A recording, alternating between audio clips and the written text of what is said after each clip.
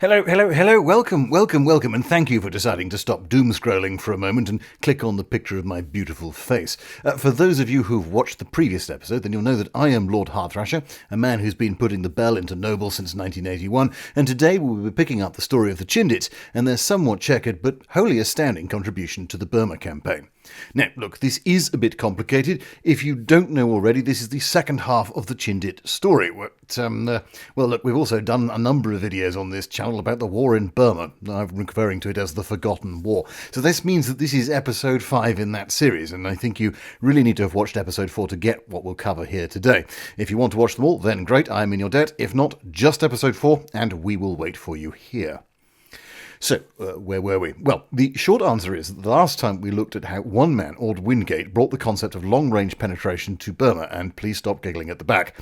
Whilst he absolutely did not come up with the concept, as we discussed, he did manage to march 3,000 men of the 77th Infantry Brigade into the Burmese jungle, and of those, some 79% were killed, captured, or declared unfit for further service on their return. Fearing a court-martial, he wrote a furious and fictitious diary of his actions, only to find that he was actually being made a bit of a national hero during his absence, lauded as the man who knew how to fight the Japanese. And today we will look at what happens when you tell a man who habitually walks around stark bollock naked except for an onion on a string and an alarm clock on his wrist that he is in fact Alexander the Great reincarnated. We will look closely at the second Chindit mission, Operation Thursday, the planning, execution and results, and consider why Joe Stilwell should have been exposed at birth. A quick aside before we start, this will contain graphic descriptions of death and dying, as well as swearing, torture, and one mention of a helicopter, for which I apologise. You may wish to think about who's around you when you watch or listen to it, or pop some headphones on.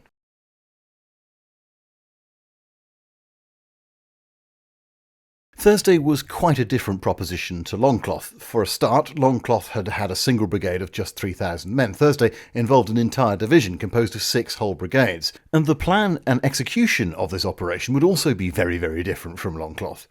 The idea was to get into the so-called railway corridor of northern Burma, a box roughly from Indore in the south across the Irrawaddy at Katha and diagonally north across the lines of the railway, setting up strong points as they went.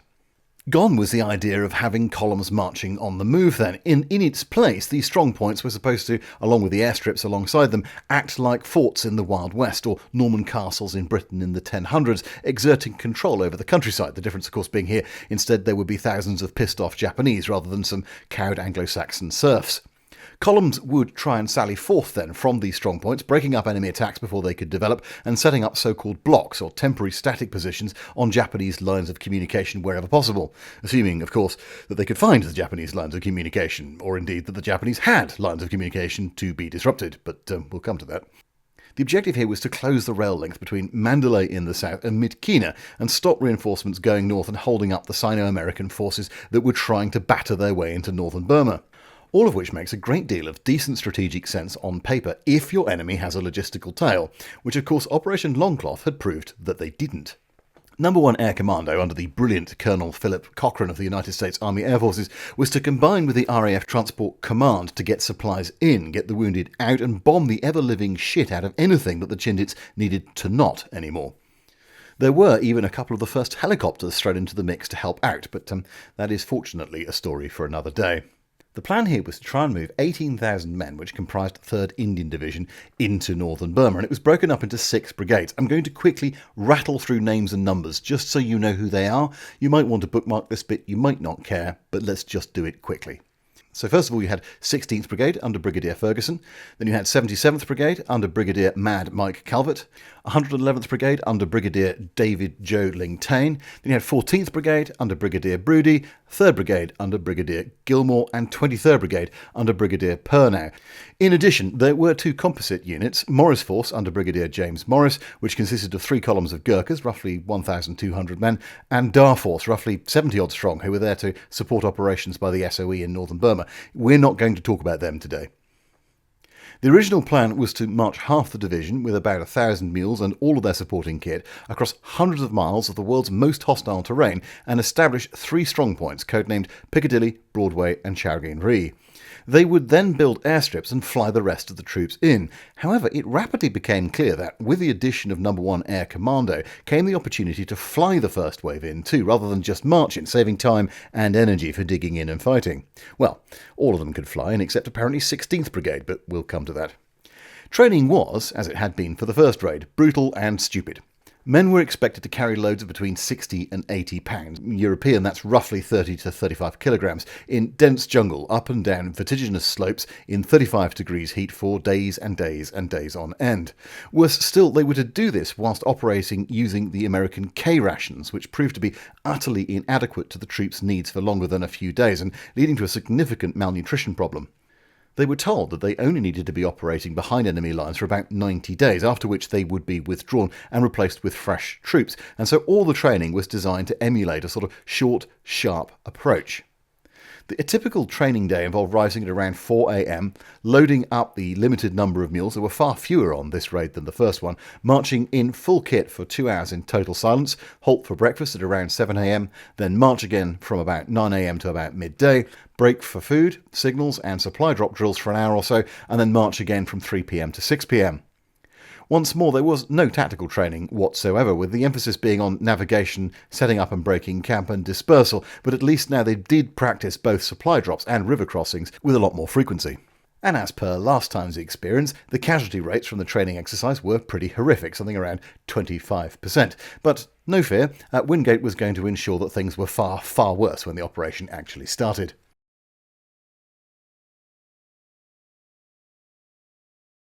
Wingate's usual level of paranoia meant that he'd forbade any kind of reconnaissance on the proposed strong points by land or by air. And I mean, okay, I guess, except this isn't Normandy or Sicily. This is the middle of bumfuck nowhere in northern Burma, where there's probably only Private Hiroshi and Private Kenji and a few bottles of empty sake lying around the place. The lack of recon meant, whilst Wingate did know that there were clearings where he thought there were clearings, he really didn't know if the strong points could be held, if they were sited right, what the local area was actually like, or how much resistance he might face setting up. And nor did anyone else. Literally no one had been on the ground in any of these places, had just seen them from the air briefly out of the window of a plane. Someone somewhere thought that this was completely mental and ordered a recon flight over Piccadilly against Wingate's orders, and thank fuck they did. When the photographs came back, they showed that the big exposed area that was due to be used as a landing strip was in fact covered in logs laid out in neat rows. Wingate, with his usual paranoia, assumed that the entire operation was blown and that the Japanese would be lying in wait and that everybody would be killed, but also that the thing should go ahead anyway, just not at Piccadilly, which is Wingatean for, oh god, I'm going to kill 20,000 men, never mind, let's get on with it. This left just Broadway and Chowengri. Of course, the Japanese actually had no idea that Wingate and his men were coming. This turned out to just be how the locals dried teak logs, but no one had bothered to ask them.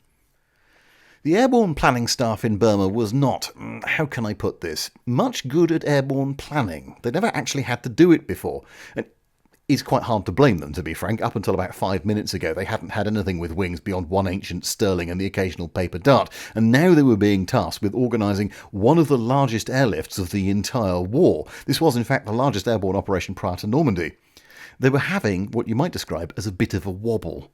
Looking at the numbers of troops that they needed to get into the landing sites and the timetable that Wingate had laid down, they did some fairly basic maths, and the only way that they thought they could make it work was to double the tow on the gliders. That meant putting 2 Waco gliders behind each transport plane. This was really, really stupid, and had anyone bothered to ask the glider pilots or the transport pilots, they would have said so, probably using quite a few 4-letter words. Towing a single Waco in good weather wasn't great. They weren't brilliant at being pulled, but, they were quite handy. You could take the heads off them and get stuff out from the inside. And that made that they were very practical, really, for the job at hand, provided you could get enough lift. But towing 2, absolutely loaded to the limit, over the Himalayas foothills, at night, with no practice by pilots or troops, was asking for trouble.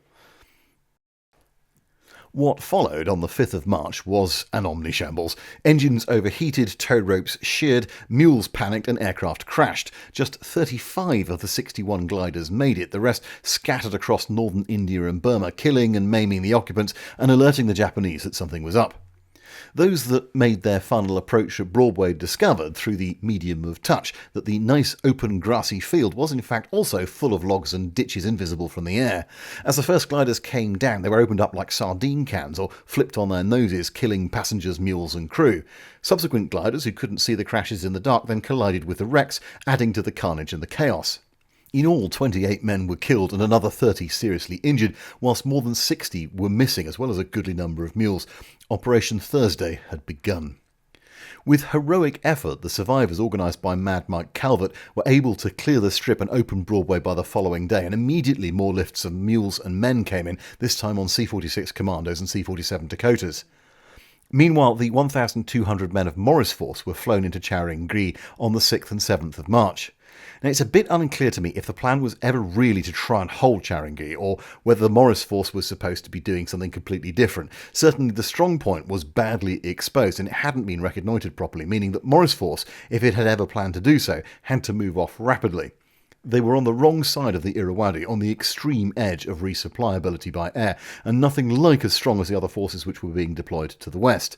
Sadly, we're going to largely ignore Morris Force from here on out, except to note that they were trying to get to Sima on the Chinese border, and, facing strong opposition and little support, they were almost totally wiped out in the process. This meant that by the 7th of March, although there were 3 brigades in Burma, only one of the bases was actually operational, and a redesign of the plan on the fly was now urgently needed. I mentioned a minute ago that whilst everyone else got to fly in, 16th Brigade under Brigadier Ferguson had been ordered by Wingate to walk in because, I have no fucking clue. In fact, they'd set off before everybody else back on the 5th of February, in fact before even Operation Thursday had been green-lit. By the 20th of March, having covered more than 150 miles across some of the densest jungle imaginable, and by now suffering from beriberi, malnutrition, malaria, and a number of other exciting diseases, they were ordered to establish a strong point called Aberdeen to the west of Broadway. To the west of Broadway, and thus much closer to India.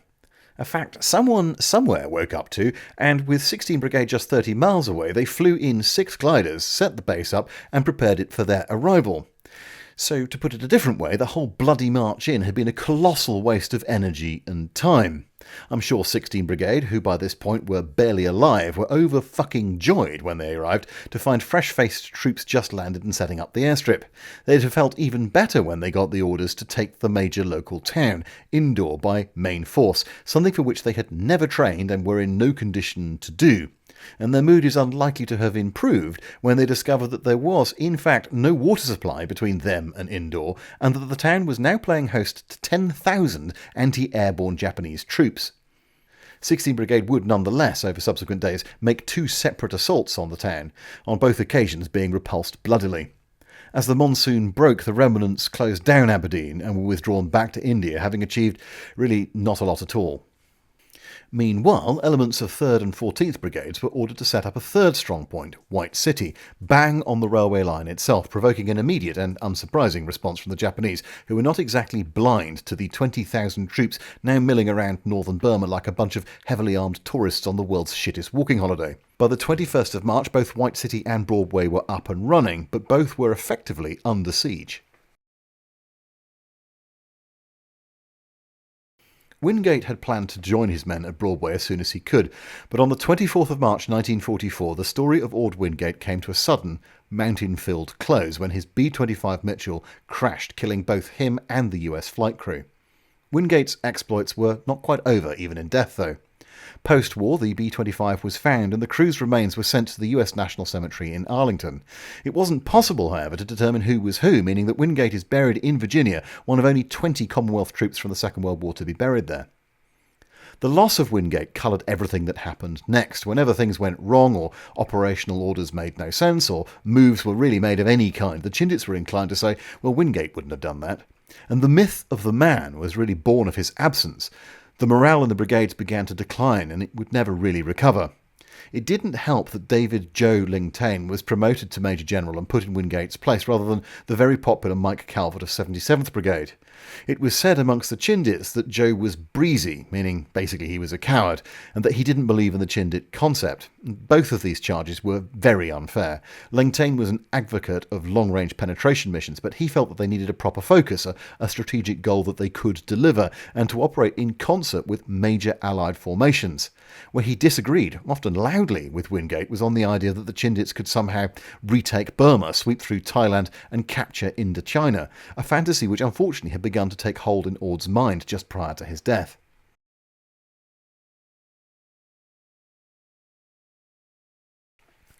The privations of the next phase of fighting for the Chindits beggar belief. Although successful at hitting various columns of Japanese and seriously disrupting enemy movements, Japanese reinforcements, mostly second-line troops, so admin staff, engineers, transport staff, Kempe Thai secret police, medical staff and so on, began to seriously concentrate in the indoor area and were labelled as the 24th Independent Mixed Brigade, which is basically code for everyone who can carry a gun. Very roughly, 20,000 men in all were put there, including some transiting troops that were heading north to fight Stilwell or east to go and support Yugo, which we will talk about next episode. Meanwhile, it had become abundantly clear that water sources which had been assumed to be all over the place were in fact really meagre and very widely spread out in the jungle, again something which probably could have been discovered by reconnaissance. And both White City and Broadway now found themselves under constant attack day and night. The fighting around these strong points is almost indescribable. Night after night, Japanese troops would attempt to storm the wire, whilst the British and Indians mounted a desperate defence using mortars, Vickers guns, Bren guns, rifles, pistols, grenades, bayonets, cookery knives and their fists. They knew that if the line broke, if the Japanese got in amongst them, then humiliation, mutilation and death awaited them. Inevitably, of course, these kinds of attacks by the Japanese on the strong points and the ambush of columns meant that they did take prisoners. Now look, I don't want this to become a long list of atrocities, but it does need to be said out loud just what the Imperial Japanese Army did to them. I will do this briefly. If you are squeamish, you may want to skip 30 seconds ahead. Beheadings, disemboweling and crucifixion were amongst the faster ways that the Japanese dispatched the unfortunate captives. For example, prisoners taken one night at Broadway were found bound to trees, blinded, bayoneted, and with their genitals cut off and stuffed into their mouths. Stories about how bayonets, petrol, swords, bamboo stakes, and many other things were used in horrific ways to mutilate and torture captives fill veterans' accounts, from Chindits to Aussies to US Marines. They all found this barbarism unfathomable, but in fact it served two purposes. The first was obviously to demoralise the enemy, but the second, much more perfidious reason, was actually as a means to keep control over their own troops, essentially to say to them, look, these acts of inhumanity have been conducted by you and your colleagues on the enemy, and the enemy knows that you did this. Now imagine what will happen to you if you surrender. It was, in short, a horrific psychological trick that was employed by the Japanese army, and indeed the navy, across the board in every single theatre of their operations, and it had become, by this point in the war, part of the culture of the Japanese armed forces. I think it's difficult for us to understand from a Western mindset today just how embedded this was, and indeed how hard it has been to unpick in later years. Alright, look, that's enough on atrocities, let's move forward.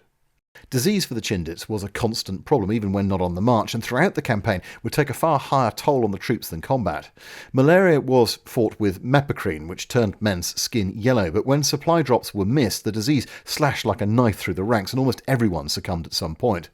Malnutrition, partly as a result of those K rations, led to beriberi fever and scrub typhus, which could easily kill. Antibiotics had only just been invented, and they weren't available to those in the jungle in Burma in 1944.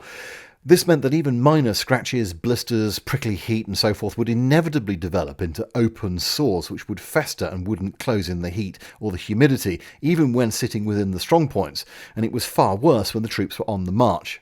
As the weather turned and the monsoon kicked in, trench foot and fungal infections would cause the skin to peel off like wrapping paper, and dysentery was a continual issue, with some men resorting to simply cutting holes in the seats of their trousers to save time and dignity. All of these were compounded when marching in column for hour after hour, carrying heavy loads up and down steep slopes in total silence.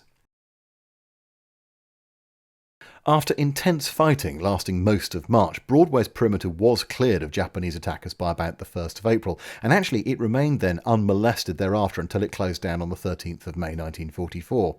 But White City was another matter entirely, with constant rolling attacks taking heavy toll on the defenders. Floating columns outside White City's wire were able to ambush Japanese formations preparing to attack, which was all very gratifying on a tactical level, but hardly strategic. Blocking forces continued to box at shadows, trying to cut supply lines that just didn't exist. Attacks then tended to be focused in on just a few trucks or a minor bridge, or temporarily occupying a village, which would then be totally destroyed anyway by vengeful Japanese forces as soon as the Chindits pulled out. For all the suffering, resources and bravery involved, and the privations on the columns really are hard to imagine, their actual impact on the war was minimal. 45 Recce, for example, set out on the 12th of February with 900 men. By the 1st of May, that figure was down to just 350 from the original number, and even their most optimistic reports suggest they maybe knocked out half a dozen trucks and killed perhaps 40 enemy. At the start of April, with Japanese forces in the area growing stronger, and with the knowledge that the airstrips at White City, Aberdeen and Broadway would not be operational during the monsoon, a decision was needed as to what to do next. Wingate had promised his men that after 90 days of hard fighting they would be withdrawn, and that they would be able to strike at the enemy's lines of communication, and that their strong points would keep them safe. But what was clear was that none of these things were true, and even the staunchest of troops were beginning to wonder exactly what the hell the point of all of this was. And then, of course, it all got worse. On the 1st of May 1944, at a meeting between Slim, Stilwell and Langtain, it was decided that Joe fucking Stilwell would take command of Special Force from the 17th of May 1944. Slim later wrote, "The Chindits had shot their bolt and I should have insisted on their withdrawal then and there, but I failed to press my case forcefully enough." And in hindsight, it's impossible to disagree with him. Instead, it was decided that the best plan was for the Chindits to link up with Stilwell's advancing Chinese X-Force and whatever was left of Merrill's marauders at the town of Makina. To facilitate that, White City was abandoned on the 10th of May and a new strongpoint, Blackpool, was established. Unfortunately, this move took time and the Japanese responded faster than the Chindits could move. Blackpool was immediately put under heavy attack just as the monsoon broke. The coming of the rains was an absolute disaster. It meant that air supply became uncertain, that air support and evacuation became impossible. Malnutrition turned into outright starvation. The wounded could not be got out, and morale took a very serious nosedive.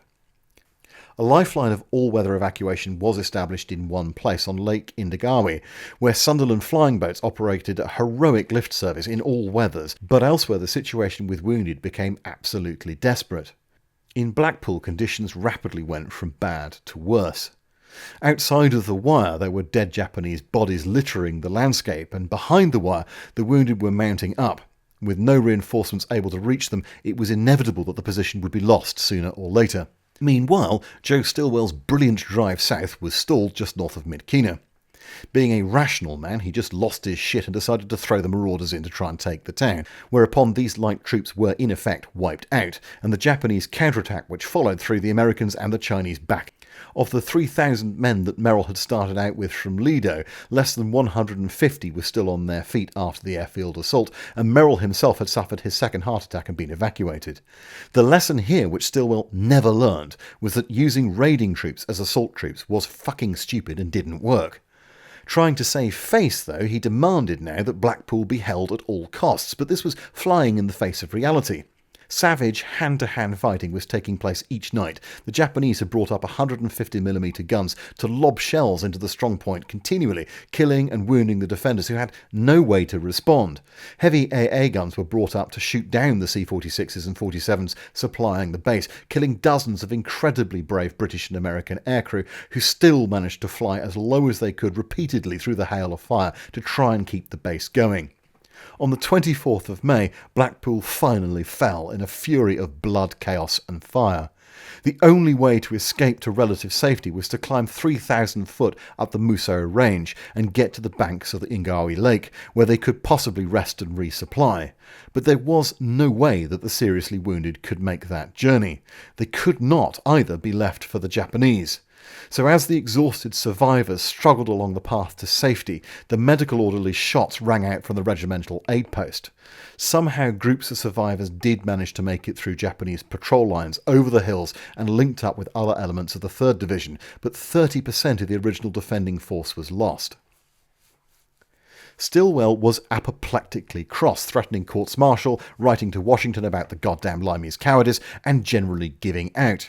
He never once even came close to recognising how it was his decision to try and hold an untenable position for no clear strategic purpose, well after it had become obvious that it would fall, that led to dozens and dozens of unnecessary deaths and the effective destruction of an entire fighting force. Almost as if to punish the Brits he despised so much, he then decided to repeat the trick of ordering light troops to act as front-line assault troops, driving 77th and 111th Brigades to take Mongao, south of Myitkyina, in the hope that this would distract its defenders and his Chinese troops could take their objective. The Chindits by this point were beyond fucked. They were starving, suffering typhus fever, malaria, yellow fever, beriberi, hepatitis and more, but they fought like lions, taking village after village on the way and suffering huge casualties in the process. And meanwhile, to the north, the Chinese forces under Stilwell sat on their fucking arses and did nothing for 2 weeks, not attacking Myitkyina or even moving towards Mongol. Eventually, on the 18th of June, Stilwell roused himself to action, moving to meet up with the Chindits. Mongong finally fell on the 30th of June, but not before Michael Allemand and Tulbandar Pun had won 2 of 4 Victoria Crosses awarded to the Chindits during their campaigns. On paper, 77th Brigade had started back in February with a strength of over 3,000 men. On the 1st of June, before the attack on Mongol, it had 2,000. By the time they captured it on the 30th of June, Calvert could report just 550 men capable of fighting, having suffered 82% casualties. Next day, the BBC announced that the joint American and Chinese force had captured the town, not mentioning the existence or presence of 77th or 111th at all. That very same day, Mountbatten and Langtane met Stilwell and requested Special Force be withdrawn. Stilwell refused, even as, in the field, some Chindits began to kill themselves in desperation. He insisted an American-led medical crew inspect the survivors before allowing any withdrawals. Of 2,000 men inspected, just 119 were considered fit enough to do 4 more weeks in the field. And finally Langtane grew a pair, told Stilwell to fuck himself and began to pull his forces out, with Slim's blessing. And thus it was with a whimper and not a bang that the Chindit adventure ended. The losses had been utterly horrific. One fairly representative battalion started with 900 men. They lost 29 killed in combat and 107 wounded. Disease killed a further 58, and 330 were flown out too sick to continue. Of 376 who were withdrawn in August, all but 12 were instantly hospitalised on their return to India. In a testament to the hard and bitter fighting, 4 Victoria Crosses, 19 DSOs, 14 Distinguished Service Medals, and nearly 100 military crosses were awarded to participants across both operations. Over 90% of Chindit casualties happened on Stilwell's watch between May and August 1944. I have, as you may have noticed, been somewhat restrained about what I've said about Stilwell during this episode, but my mother told me that if you don't have anything nice to say, you should probably say nothing at all. Yeah, but okay, she also told me that if I pulled a face whilst the wind changed, I'd get stuck, so what the fuck does she know? Stilwell was seduced by his various job titles and his superior Marshal into thinking that he was God's gift to generalship, but he couldn't lead men out of a paper fucking bag. He threw the lives of his subordinates away on blockheaded moves with no clear strategic outcome and with zero tactical flair. His wild fucking mediocrity as a military commander, incompetence as a diplomat, and dogmatic bias got British, American, African, Indian and Chinese troops killed in prodigious quantities. His failures resulted in the unnecessary deaths of brave men in the war and contributed directly to China becoming a communist state, probably the single biggest strategic failure of the entire war, and one which embroiled the United States in fights in Korea and Vietnam and the deaths of millions of Chinese citizens, not to mention the complicated geopolitics we live with today. His inflated sense of his own fucking grandeur made the British commanders that he was so critical of look like the most humble men alive, and his hand-wringing that he did in his personal letters home about slaughtering his American boys is in disgusting contrast with his willingness to kill British, African and Indian troops whilst calling them cowards. Or to put it as one veteran did years ago, if I met him in the street, I'd end the cut. Sorry, I lost my cool there. Anyway, where were we? Yes, conclusions. What can we say? Well, on the positive side, there's no question that Wingate's original concept of deep penetration tied to air power was innovative, and Longcloth informed Slim and the 14th Army staff on how to do air supply for large bodies of men, with the most notable application that we will look at later when the 81st West African Division will go on to operate for nearly 8 months down the Caladan Valley in 1944 and 45, sealing off the Arakan and preventing a Japanese counterstroke as the British pushed on to Rangoon. And the LRP raids showed not just that 14th Army, but also generations of subsequent commanders how land-air operations might work in places like Borneo and Malaya and Korea and Vietnam and beyond. Longcloth went a long way to showing the rank-and-file troops of the British and Indian Army that they could stop and kill the Japanese, and crucially do so in the jungle. Moreover, it proved that the British could and would fight to senior figures in Washington and in London. Anti-airborne operations by the Japanese had certainly been a distraction. Maybe 15 to 20,000 rear echelon troops were involved directly against the Chindits and in punitive raids that they then launched against various local people who provided assistance. That brutality in turn convinced many Burmese and indeed many Indians that it was far better to side with Britain than it was with the Japanese. Stilwell's snail-like advance on Mykina was made easier by having access to the Chindits to do the fighting and the dying to the south, and cutting off some Japanese reinforcements moving north during Operation Thursday. Exactly how many Japanese troops were involved and how many were killed or wounded is very unclear. The attacks on the strong points probably killed between a third and a half of the troops that were committed to them, and probably hundreds more were killed by ambushes and in bombings. Estimates vary so wildly it's hard to guess, but I would say somewhere in the several thousand region in all across Longcloth and Thursday. Materially, a lot of vehicles were destroyed. Dozens of bridges were blown up, railway lines were cut, and roads were blocked. So it's not nothing, but it's also not strategic. On neither operation did the Chindits operate in local conditions where they could actually have an impact on the negligible Japanese supply routes, and the whole concept relied on a communication network that the Japanese simply never had. Moreover, the Chindits tended to operate so far away from strategic thrusts made by the main Allied armies, they couldn't have a lot of impact. Had Longcloth gone down the Caladan Valley as had originally been intended during the Arakan campaign, they could have been really useful. Had they been further north earlier, then they probably could have done more to help the Americans. Instead, they operated in a strategic no-man's land across railway lines which were easily bypassed by an enemy who was largely using the rivers anyway.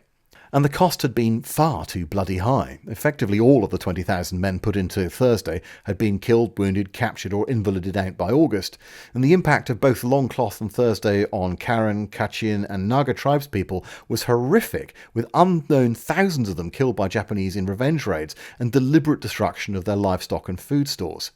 The vast support effort from supplies to sorties could easily have been used more productively elsewhere. In the final analysis, I can't help but feel that the whole thing was incredibly brave, but incredibly misguided. Okay, well, welcome back to those of you who've been here before. Time for a spot of tea and tiffin. The rest of you, thank you so much for your dedication and determination. It means a lot to me.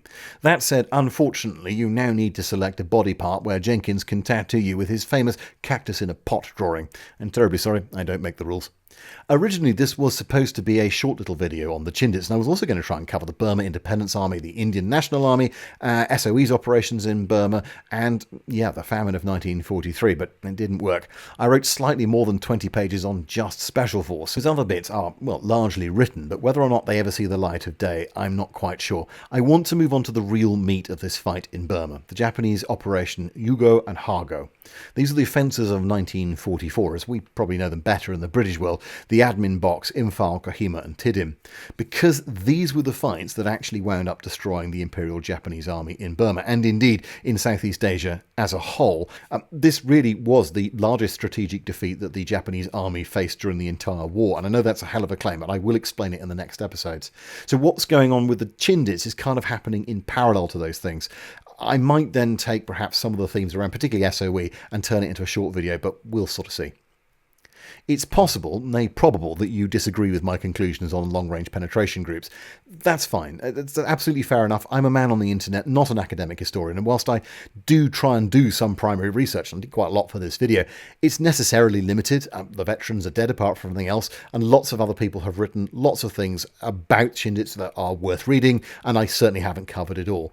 And of course, inevitably, I'm going to stuff some things up. It's just the nature of the beast. So if you wish to disagree, that's absolutely fine. All I ask is please keep it civil when you put it in the comments.